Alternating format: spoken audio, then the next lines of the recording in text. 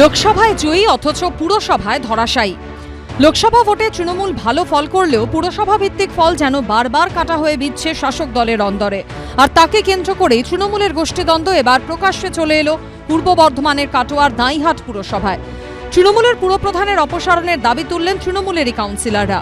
পূর্ব বর্ধমান জেলার কাটোয়ার দাঁইহাট পুরসভা বর্ধমান পূর্ব লোকসভার অন্তর্গত। এই লোকসভায় এবার তৃণমূলের টিকিটে জয়ী হয়েছেন শর্মিলা সরকার। তবে লোকসভা ভোটের পুরসভা ভিত্তিক ফলে দেখা যাচ্ছে দাঁইহাট পুরসভায় 14টি ওয়ার্ডের মধ্যে বিজেপি এগিয়ে রয়েছে 9টি ওয়ার্ডে। লোকসভা আসনে জিতলেও এই পুরসভায় তৃণমূল এগিয়ে রয়েছে মাত্র 5টি আসনে। এই তথ্য সামনে আসবার পরই দাঁইহাট পুরসভার পুরপ্রধান এবং তৃণমূল নেতা প্রদীপ রায়ের বিরুদ্ধে সরব হয়েছেন পুরসভার 11 জন তৃণমূল কাউন্সিলর।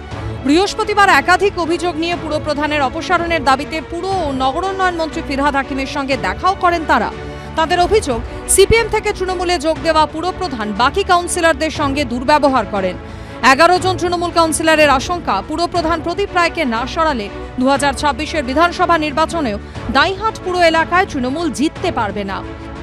উনি আমাদের সঙ্গে কোনো কনসাল্টও করে না, কোনো কাউন্সিলরের সঙ্গে আলোচনাও করে না।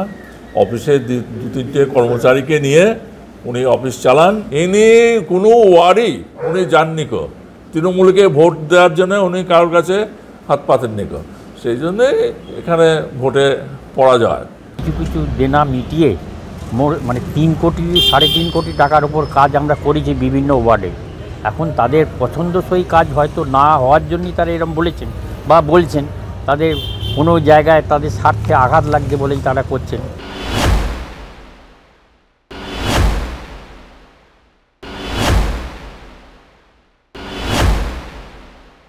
শিশির মণ্ডল এখন পুনরায় ক্ষমতায় আসার লক্ষ্যে কয়েকজন কাউন্সিলরকে সঙ্গে নিয়ে তিনি বিভিন্নভাবে বর্তমান পৌরপ্রধান, যাকে অভিষেক বন্দ্যোপাধ্যায়ের নির্দেশে আসীন করা হয়েছে, তাকে সরাবার চেষ্টা করছে।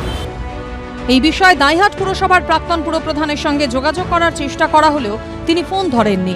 রানা দাসের রিপোর্ট, এবিপি আনন্দ, পূর্ব বর্ধমান।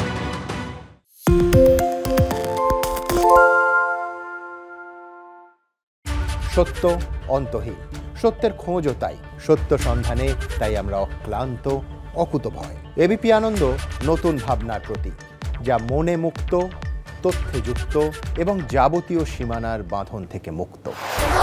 সীমা না শব্দটির মধ্যে লুকিয়ে আছে মানা শব্দটি, যেন চোখ রাঙানি এক অদৃশ্য বেড়াজাল, যা আটকে রাখে আমাদের এক ছোট্ট গণ্ডির মধ্যে। একমাত্র সঠিক খবরই গড়ে তুলবে এক মুক্ত সমাজ। সেই জগৎ গড়ার লক্ষ্যে কোনো সীমানার ঠুকুটি আমরা মানব না। এবিপি আনন্দ এগিয়ে থাকে, এগিয়ে রাখে।